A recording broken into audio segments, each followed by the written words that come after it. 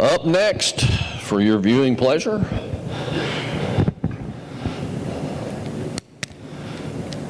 child abuse and duty to report.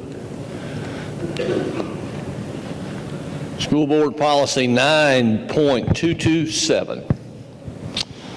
Any teacher, school administrator, or other school personnel who knows or has reasonable cause to believe that a child under the age of 18 is dependent and abused or neglected, or a victim of human trafficking, or is a victim of female genital mutilation, shall immediately make a report to the local law enforcement agency or Kentucky State Police, the Cabinet for Health and Family Services, or its designated representative, the Commonwealth Attorney, or the County Attorney in accordance with KRS 620.030.2. Typically, and there's nothing that says that you can't, but in the past and typically you would come to myself to make that report. And we would sit down and I would call Child Protective Services or get on the computer there in my office and we would make that report. Okay, so just to let you know, you do have the right and the power and the authority to make those calls directly yourself. But I don't care a bit to assist you in that because I have done it once or twice. So just remember that. Go ahead. After making the report, the employee shall notify the principal of the suspected abuse, who then shall also promptly make a report to the proper authorities for investigation. If the principal is suspected of child abuse, the employee shall notify the superintendent designee, who shall promptly report to the proper authorities. So we have common practice of report to the transportation director. He will make the report with you to DCVS, and it must be reported immediately. And that immediately is immediately upon completion of your route. That's how that has always worked in the past. The district is, in most cases by law, is not authorized to investigate. Only under certain circumstances can the district perform an independent investigation. All current school administrators, certified personnel, office staff, instructional assistants, coaches, and extracurricular sponsors shall complete board reporting, complete board selected training on child abuse and neglect prevention, recognition, and reporting by law. Have to go through that training. Go ahead. Kentucky Child Abuse and Neglect Hotline, National Human Trafficking. And this goes right along with the BOLT issues as well. Works hand in hand. We can get those phone numbers for you if you want to put those in your phone. If you have students on your routes that you have suspect of, that's if you want to report that directly. Suicide prevention. And this is getting to be more and more prevalent, even in small Laurel County, London, Kentucky. We lose students, sadly, every year to suicide. And it's a sad commentary on our society, and we would, as drivers, may have the opportunity to intervene and help in a situation like that, whether that's direct contact with the student or reporting suspicion to a principal, myself. Of course, we know that as bus drivers, anytime we have a child that would say something that would indicate that they intend to harm themselves, right, you guys contact us immediately. And we do what we're supposed to do by contacting the principals immediately. And the principal at that point contacts parents or guardians immediately so that they can intervene with those kids. And here's the thing about it. We have to be aware, even today, some of the lightest statements could be very serious. And we shouldn't brush off anything like that. If you hear something, as the old saying goes, you hear something, say something. Because none of us want to say, oh, I heard he or she say whatever yesterday on the bus, and I just thought they were kidding. I didn't think they were serious about anything. I thought they were just trying to get some attention, and I didn't report that. That's pretty heavy to have to carry that around with you. All right, suicide prevention. All students are taught suicide prevention in the school. Family Resource Center is involved in that. Our job is to create a safe, caring, and respectful environment in as much as possible on the bus. Write-ups of often bring issues to the surface on that as well. So you may notice some type of behavior from these students, and they'll go over that with this video. But you may notice some type of behavior, and listen to this and pick up on these cues. So if we have that video ready, looks like about 14 minutes long on the suicide prevention.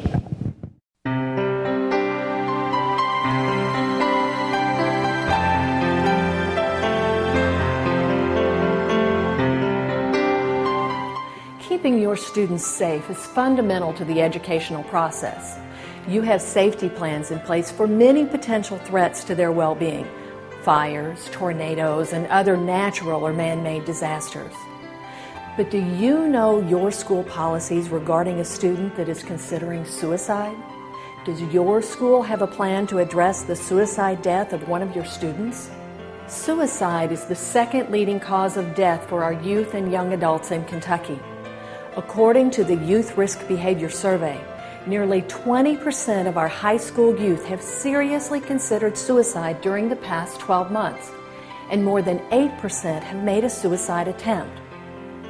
When a student or several students from a school actually die by suicide, it can be catastrophic and seriously impede the educational process for surviving students. I recently spoke with 3 high school principals, school staff members, and others about the devastating impact suicide had on their schools and their lives.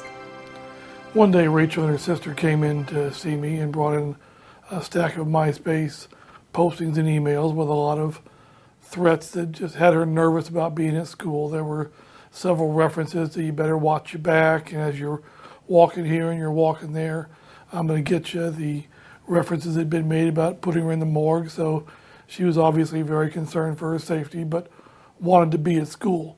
So as the principal, I felt it's my job to make sure you're safe at school. So that's where we embarked upon a plan to make sure from the time she got to school to the time she got on the bus that she was safe. I got the phone call that one of our students had died that night. Certainly the worst call you ever want to get. And then my coach told me that just the first name, said the girl's name was Rachel. And it hit me like a knife through my heart that this was the girl that we'd been working to try and protect. And just a whirl of emotions ran through me like, is there something else we could have done? Was this our fault? Where did we go wrong? All those questions. The impact that I had that was left on me and our family was a gaping hole that I don't think will ever be mended. When Rachel died, it basically, like Mark said, tore a hole in our family. That's such a devastating loss. All the questions started swirling around like, what do I say? What do I don't say? Do we do a memorial? How do I tell the students? How do I talk to the parents? What do I say to the press? At that point in time, we brought in our district psychologists and social workers, as well as our school counselors. A couple of counselors from within the district that had grief counseling training came in. Students were upset. Those who knew her well were very upset. Those who knew her by association or by being in class with her. Never in my wildest dream would I have thought we'd face it again. Almost 6 months to the day, Rachel's good friend Kristen took her life also. And at that point in time, that's when my personal world started to fall apart, when I realized I don't have a grasp on what I should be doing, I don't think. I felt we'd done a lot of good things and handled things right. We would be in the office and there would be parents coming in saying, what do we do? What is going on? How would I know? Because my friend didn't know, and that happened to their child. At that point, we went outside as a mental health professional. We brought in 7 counties, mental health services from Bullitt County to help with us. We brought other people from around the state that had some background in suicide prevention and be able to say, these are some steps you ought to take, this is what you ought to do. you probably don't want to do this, and then went forward with a little bit more of a formalized plan of how to reach students, parents, community. We helped cover classes if needed for teachers that had experience or had relationships with students that could work with students, or we actually talked with students ourselves, providing support in that, since we had I have counseling background, I have a school counseling degree. We set up a mentoring buddy system after our first suicide. We focused on the close group of friends surrounding Rachel. After the second suicide, we realized that its tentacles were further out into the school, into the community. I think the staff really just tried to wrap their arms around the students and tried to be there, be a support for them.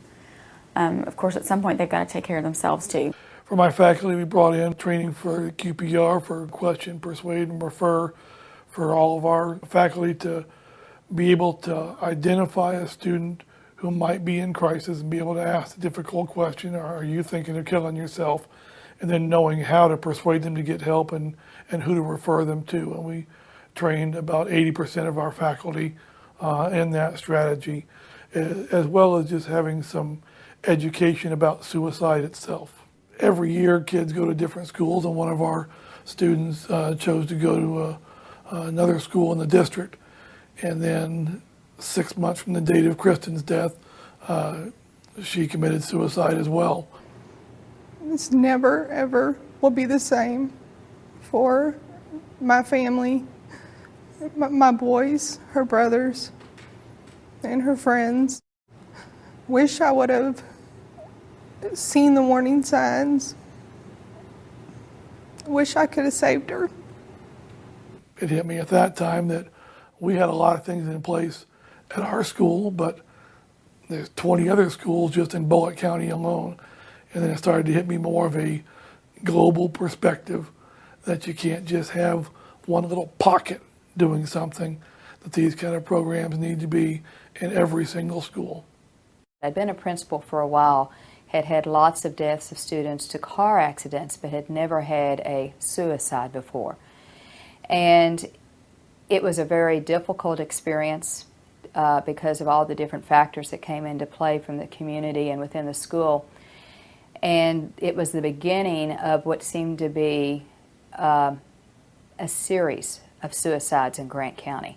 It was like they were happening almost every 6 months. You get to wondering, well, was there something that I could have done? What should I have known to have been prepared for this?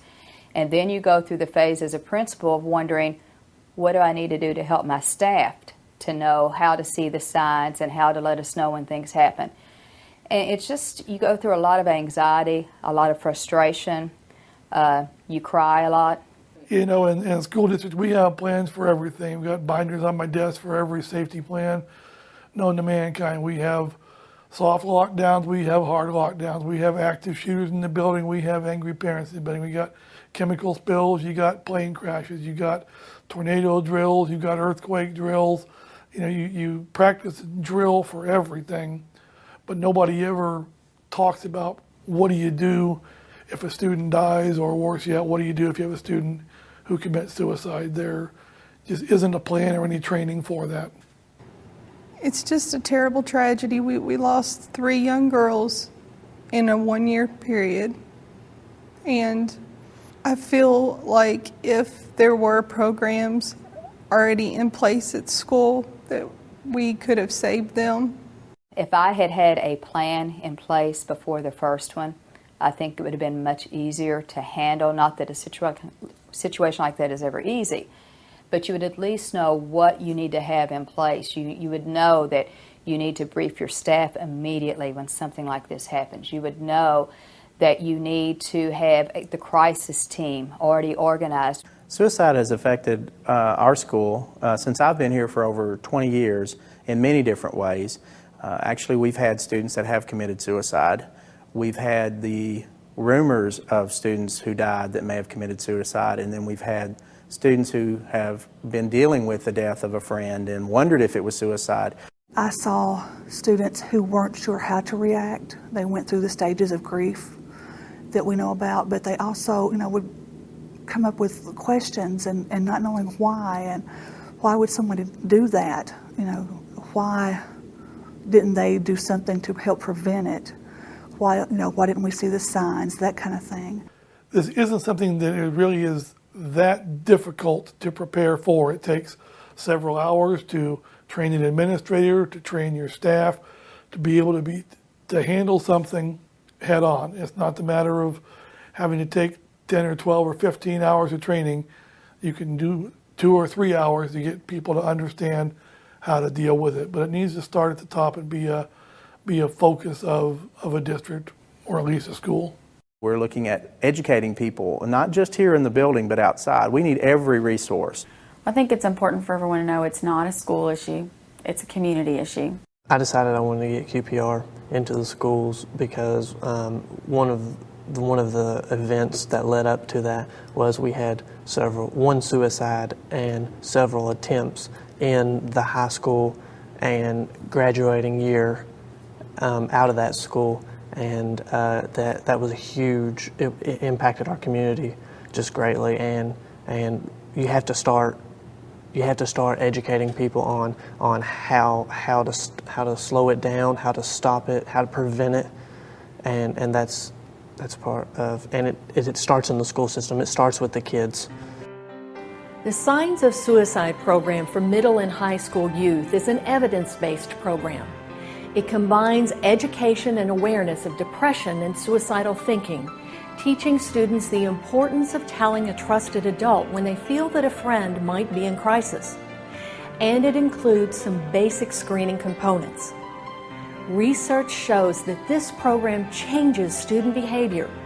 Implementing the Signs of Suicide program dramatically increases help seeking and reduces suicide attempts. The main teaching tool is a video which provides scenarios of positive ways for students to respond to a friend in crisis.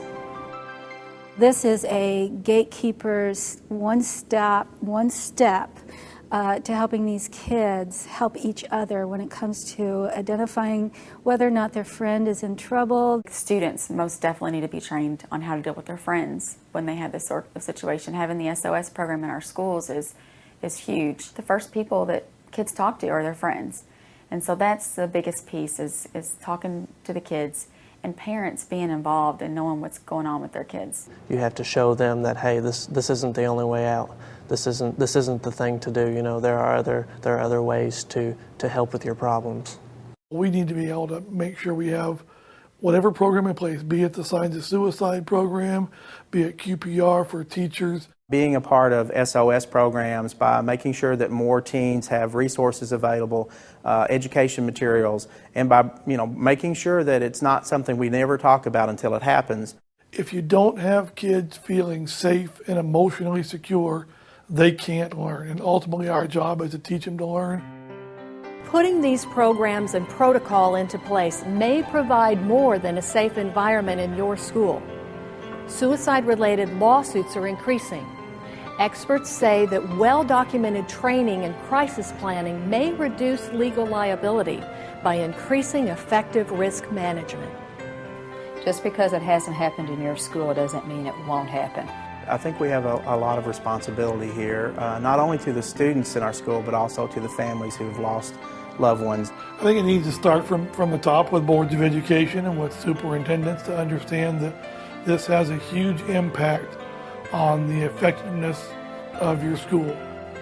When all adults and students in our school communities are committed to making suicide prevention a priority and are empowered to take positive action, lives can be saved.